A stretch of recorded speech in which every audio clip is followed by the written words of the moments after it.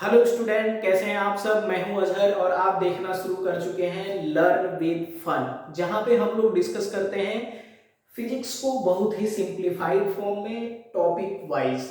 ठीक है, तो आज का टॉपिक है हमारा एप्लीकेशन ऑफ गॉस लॉ। पिछले वीडियोस में हम लोगों ने गॉस लॉ और यूनिफॉर्म चार्ज डिस्ट्रीब्यूशन के बारे में डिस्कस कर लिया था। अगर आपने नहीं देखा है तो एप्लीकेशन ऑफ गॉस लॉ को डिस्कस करने से पहले, समझने से पहले आप पिछला वीडियो जरूर देख लीजिए, जिसमें हम लोगों ने इलेक्ट्रिक फ्लक्स, गॉस लॉ और कंटिन्यूअस चार्ज डिस्ट्रीब्यूशन को डिस्कस किया है, क्योंकि उसको समझे बिना हमें एप्लीकेशन समझना थोड़ा मुश्किल होगा। ठीक, तो हम यहाँ गॉस लॉ के 3 एप्लीकेशन को डिस्कस करने वाले हैं। इस वीडियो में हम एक एप्लीकेशन डिस्कस करेंगे, अगले वीडियोस में दूसरे और तीसरे एप्लीकेशन को डिस्कस करेंगे। पहला एप्लीकेशन है कि अगर कोई इनफाइनाइटली लॉन्ग चार्ज वायर है और उससे किसी डिस्टेंस पे हमें इलेक्ट्रिक फील्ड की वैल्यू फाइंड आउट करनी है, तो हम कैसे फाइंड आउट करेंगे। ठीक है, तो हम यहाँ पे एक इनफाइनाइटली लॉन्ग या फिर कहें एक लॉन्ग चार्ज वायर बना लेते हैं जिसपे चार्ज है, चार्ज यूनिफॉर्मली डिस्ट्रीब्यूटेड है। तो हमने इस पे एक चार्ज रिप्रेजेंट कर दिया कि यूनिफॉर्मली चार्ज वायर है, लॉन्ग वायर है, और यहां से कंसीडर कर लेते हैं आर डिस्टेंस पे हमको इलेक्ट्रिक फील्ड की वैल्यू फाइंड आउट करनी है। तो हमने पॉइंट चार्ज की वजह से इलेक्ट्रिक फील्ड की वैल्यू तो हमें पता है कितना होता है, के क्यू अपॉन आर स्क्वायर। लेकिन अब ये यूनिफॉर्मली डिस्ट्रीब्यूटेड चार्ज है, इसकी वजह से आर डिस्टेंस पे इलेक्ट्रिक फील्ड की वैल्यू सिंपली उस फॉर्मूले से हम लोग फाइंड आउट नहीं कर सकते हैं। लेकिन हमें यहाँ पे इलेक्ट्रिक फील्ड की वैल्यू फाइंड आउट करनी है, तो हमने डिस्कस किया था गॉस लॉ, और यहाँ पे कोई क्लोजिंग सरफेस नहीं है जो चार्ज को इंक्लोज करे, तो हमें यहाँ पे एक गॉसियन सरफेस कंसीडर करना होगा। तो गॉसियन सरफेस कैसे कंसीडर करेंगे, हम एक काम कर लेते हैं, इस पॉइंट से होते हुए एक सिलिंड्रिकल गॉसियन सरफेस कंसीडर कर ले रहे हैं। पॉइंट से होते हुए एक सिलिंड्रिकल गॉसियन सरफेस जिसका सिलेंडर का रेडियस है r और इसका लेंथ कंसीडर कर ले रहे हैं हम l। क्लियर। अब अगर हम कंसीडर करें कि ये जो चार्ज यूनिफॉर्मली डिस्ट्रीब्यूटेड चार्ज है वायर पे, तो हमने पिछले वीडियो में डिस्कस किया था कि लेमडा हम लोग लेते हैं चार्ज पर यूनिट लेंथ। तो लेमडा हो जाएगा चार्ज पर यूनिट लेंथ, या फिर इसी को आप कहते हैं linear charge density. Linear charge density. Clear. हमने ये एक सिलिंड्रिकल गॉसियन सरफेस कंसीडर किया है, इसको चाहे तो लिख लें, cylindrical Gaussian surface. Gaussian surface, इसके 3 सरफेस हैं, अभी हम लोग उस पर डिस्कशन करेंगे। अगर मान लीजिए ये charge per unit length lambda consider कर रहे हैं, तो ये जो हमने सिलिंड्रिकल गॉसियन सरफेस कंसीडर किया है, इसके अंदर चार्ज का कितना लेंथ इनक्लोज्ड है, वो है सिलेंडर के लेंथ के बराबर। तो इस सिलिंड्रिकल गॉसियन सरफेस के अंदर चार्ज इनक्लोज कितना हुआ, तो इस एल लेंथ ऑफ वायर पे जितना टोटल चार्ज होगा वही क्या होगा, इसके अंदर इनक्लोज्ड होगा। तो हम यहां लिख सकते हैं charge enclosed in cylindrical Gaussian surface। Gaussian surface, तो कितना चार्ज इनक्लोज्ड है, तो हम इसको लिखेंगे Q से। तो लैम्डा जो है वो यूनिट लेंथ पे चार्ज है और L लेंथ वायर का इस सिलिंड्रिकल गॉसियन सरफेस के अंदर इनक्लोज्ड है, इसमें हम मल्टीप्लाई कर देंगे L, तो L लेंथ पे जो टोटल चार्ज होगा वो हमें मिल जाएगा Q equal to lambda L।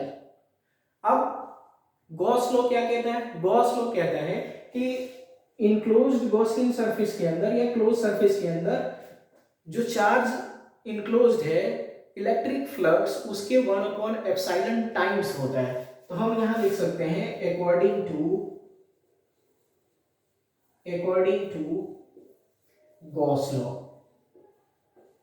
Gauss law के अकॉर्डिंग हमें पता है इलेक्ट्रिक फ्लक्स फाई की वैल्यू कितनी हो जाएगी, ये बताता है Q upon epsilon naught. Gauss law पिछले वीडियो में हमने डिस्कस किया था, phi equal to Q upon epsilon naught. तो हम यहाँ पे फाई इक्वल टू, आप Q की वैल्यू यहाँ से लिख दो, कितना हो जाएगा, lambda L upon epsilon naught हो जाएगा। इसको आप लिख लें इक्वेशन 1।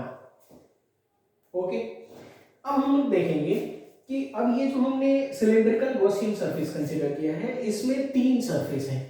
एक ऊपर टॉप फेस को हम सरफेस 1 कंसीडर कर लें, ये जो कर्व्ड सरफेस है इसको सरफेस 2 कंसीडर कर लें, और ये नीचे बॉटम फेस है इसको हम सरफेस 3 कंसीडर कर लेते हैं।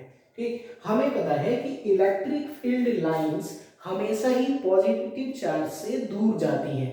ठीक, तो ये जो पॉजिटिव चार्ज वायर है इसकी वजह से इलेक्ट्रिक फील्ड लाइंस कैसे जाएंगी, इधर की तरफ। इलेक्ट्रिक फील्ड लाइंस इसके कर्व्ड सरफेस से बाहर निकलेंगी।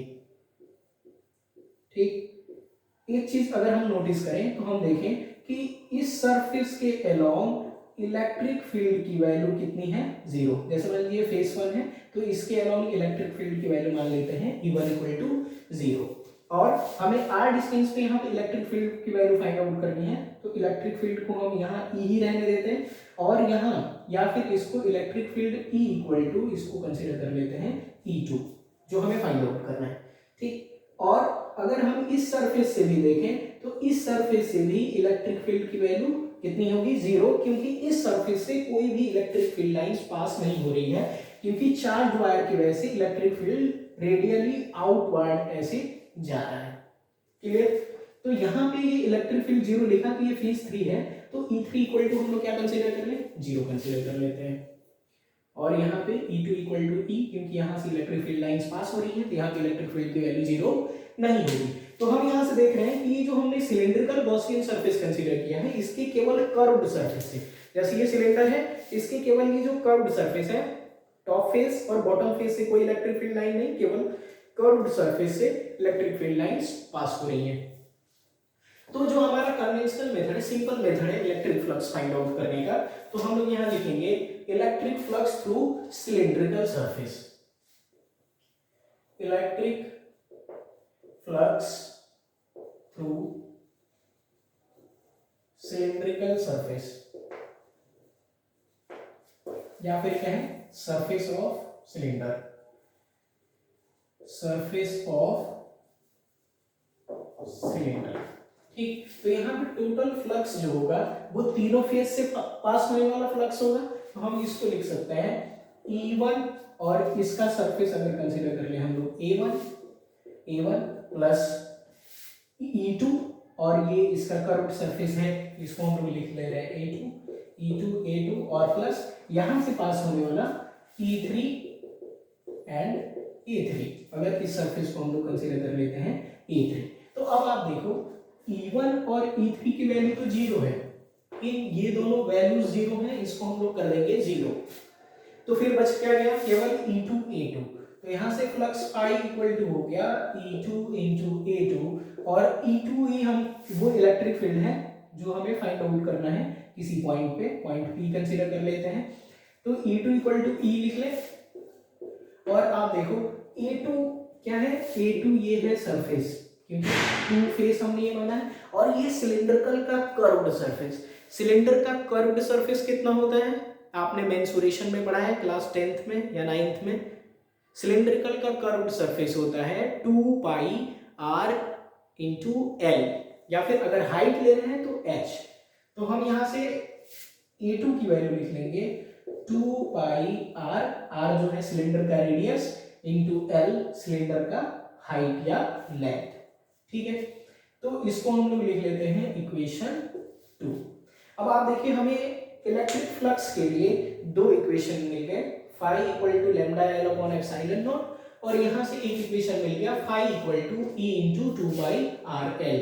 अब आप एक काम कीजिए, दोनों इक्वेशन को कंपेयर कर लीजिए। हम यहाँ लिख रहे हैं ऑन कंपेयरिंग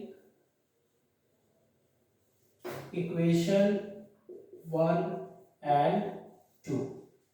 तो अगर हम इसको कंपेयर करते हैं, आप देखो ये हो जाएगा आपका E इंटू 2 बाई RL, और वहां से फाई की वैल्यू है lambda L upon epsilon naught. तो एल से एल कैंसिल हो जाएगा, तो यहाँ से इलेक्ट्रिक फील्ड ई की वैल्यू हो जाएगी लैम्डा, यहाँ ऊपर बच गया, नीचे है एप्सिलॉन नॉट, और इधर से 2 पाई आर कहाँ आ जाएगा, यहाँ नीचे, ये हो जाएगा 2 पाई आर एप्सिलॉन नॉट। तो ये जो इलेक्ट्रिक फील्ड की वैल्यू आ रही है, ये है electric field due to infinitely long continuously या फिर यूनिफॉर्मली चार्ज्ड वायर से। क्लियर? इसको नोट कर लीजिए। इस पे न्यूमेरिकल्स कई बार पूछे गए हैं, उन न्यूमेरिकल्स को प्रैक्टिस कीजिए। आगे हम लोग न्यूमेरिकल सीरीज लेके आने वाले हैं, उसमें हम इस पे न्यूमेरिकल्स भी डिस्कस करेंगे।